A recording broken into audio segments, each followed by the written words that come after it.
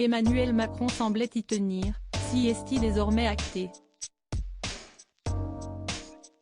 Alors que le président de la République sortira à peine de 3 jours de visite officielle du roi d'Angleterre le 22 septembre prochain, celui-ci ne s'attardera pas longtemps à Paris. En effet, il a été officialisé par l'Élysée que le chef de l'État et son épouse, la première dame Brigitte Macron se rendront dès le lendemain à Marseille pour assister à la messe exceptionnelle donnée par le pape François, plus précisément au stade Vélodrome. Malgré la présence du pontife en tant que chef de l'Église catholique et non pas chef de l'État du Vatican, le président a tenu à être présent pour assister à cet office qui se tiendra dans une ville qui lui tient particulièrement à cœur, et devrait donc rencontrer l'illustre Saint-Père peu avant la messe.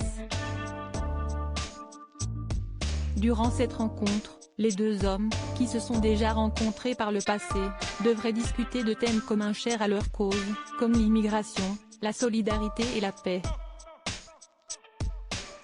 Afin de calmer les potentielles critiques à l'égard de la présence du président à cette messe, l'Élysée a précisé que d'autres autorités religieuses seront présentes, ainsi que des élus et que la réception ne sera pas ouverte qu'aux catholiques mais au grand public.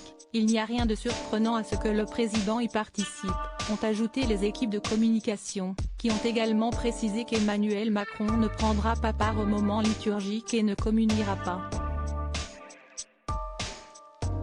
Brigitte et Emmanuel Macron au Touquet, leur moment de répit la veille de l'élection. Ce qu'indiquent les opposants politiques d'Emmanuel Macron, des précisions qui n'ont cependant pas empêché les opposants d'Emmanuel Macron et de sa politique de critiquer son choix d'assister à cet événement.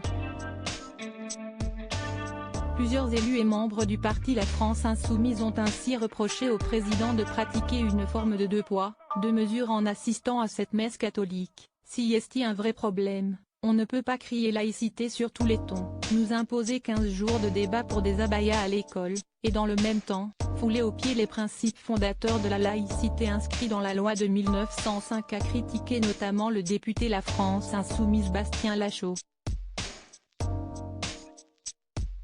Jean-Luc Mélenchon, resté une personnalité influente du parti, a quant à lui avancé que les sifflets qui auront lieu lors de cette messe seront adressés au président et non au pape, en allusion au huée vécu par Emmanuel Macron lors du match d'ouverture de la Coupe du Monde de rugby le 8 septembre dernier.